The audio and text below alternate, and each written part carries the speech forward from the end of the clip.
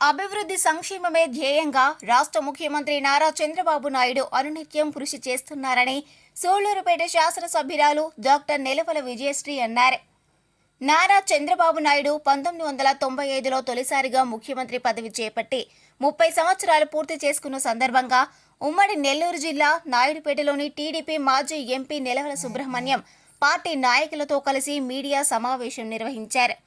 ఈ సందర్భంగా ఎమ్మెల్యే విజయశ్రీ మాట్లాడుతూ ముఖ్యమంత్రి నారా చంద్రబాబు నాయుడు ప్రజల వద్దకే పాలన అన్న నినాదంతో ముందుకు సాగారన్నారు. రాష్ట్ర శ్రేయస్సు కోసం, రాష్ట్ర అభివృద్ధి కోసం, ప్రజల సంక్షేమం కోసం నిరంతరం ఆయన కృషి చేస్తున్నారన్నారు. ముఖ్యమంత్రి చేస్తున్న అభివృద్ధిని ప్రజల్లోకి తీసుకువెళ్లాల్సిన బాధ్యత ప్రతి నాయకుడిపై ఉందని, ఆ దిశగా నాయకులు, కార్యకర్తలు చర్యలు చేపట్టాలన్నారు. ఇప్పుడు ముఖ్యమంత్రిగా ఎన్నికయ్యారు. ఇప్పుడు కూడా ఆయన 95లో ఎంత ఉత్సాహం చూపించారో ఇప్పుడు కూడా ఇంత వయసులో కూడా ఆయన యాక్టివ్గా పనిచేస్తూ ప్రజల సమస్యలు తెలుసుకుంటూ ఉన్న 24 గంటల్లో కూడా 18 గంటల వరకు ఆయన పనిచేస్తూ రాష్ట్ర శ్రేయస్సు కోసం, రాష్ట్ర ప్రజల కోసం, ప్రజల సమస్యల కోసమే రాష్ట్ర అభివృద్ధి ధ్యేయంగా పెట్టుకుంటూ ఆయన ముందుకు నడుస్తున్నారు. ముఖ్యమంత్రిగా ఉన్నప్పటి నుంచి కూడా ఎక్కువగా బీసీలకు కానీ, ఎస్సీలకు కానీ, అలాగే మైనార్టీలు కానీ వీళ్ళందరినీ పైకి తీసుకురావాలనే ఆయన ఎన్నో పథకాలను కూడా ముందుకు తీసుకొచ్చారు. ముఖ్యంగా మహిళలకి డ్వాక్రా సంఘాలు తీసుకొచ్చారు. వాళ్ళ సంక్షేమం కోసం, వాళ్ళ అభివృద్ధి కోసం కూడా మన ముఖ్యమంత్రి శ్రీ నారా చంద్రబాబు నాయుడు గారు మొదటి నుంచి కూడా పనిచేస్తూనే ఉన్నారు. ఇప్పుడు కూడా ముఖ్యమంత్రి అయిన తర్వాత మనకు సూపర్ 6లో చెప్పినవన్నీ కూడా ఎక్కువగా మహిళలకి ఉద్దేశించి మహిళల అభివృద్ధి కోసమే ఎక్కువ సంక్షేమ పథకాలన్నీ కూడా పెట్టి అవన్నీ కూడా ఇప్పుడు సంవత్సరం రోజులు పూర్తయింది. ఈ సంవత్సరం రోజుల్లో ఆయన చెప్పిన మాట ప్రకారం ప్రతి ఒక్కటి కూడా అమలు చేసుకుంటూ వచ్చారు.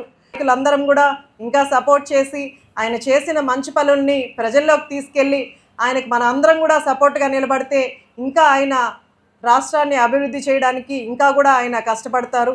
అన్ని ప్రాంతాలు రాయలసీమని, తెలంగాణని, అదేవిధంగా కోస్తాల్ని 3 ప్రాంతాలని 3 కన్నులుగా చూసి అన్ని ప్రాంతాలకి అభివృద్ధి సమానంగా ఇచ్చిన వ్యక్తి నారా చంద్రబాబు నాయుడు గారు. మరి అలాంటి చంద్రబాబు నాయుడు గారి యొక్క పరిపాలన దక్షత మరి అందరూ కూడా చూశారు. ఒక విజన్ ఉండే నాయకుడైన ఏదైనా ఒక ప్రణాళిక సిద్ధం చేసుకొని ఆ ప్రణాళికని అమలుపరిచే విధంగా ఆయన పావులు కలుపుతూ ఉంటాడు. 20 సంవత్సరాలు ముఖ్యమంత్రి అయింది, ఇప్పటి వరకు జరుగుతూ ఉంది. ఇంకా 4వసారి ముఖ్యమంత్రి. ఆయన హయాంలో ఏ ఒక్క అధికారి కానీ, ఏ మంత్రి కానీ, ఏ ఒక్క ఎమ్మెల్యే కానీ జైలుకు పోయిన దాఖలాలు లేవు అవినీతి ఆరోపణల మీద.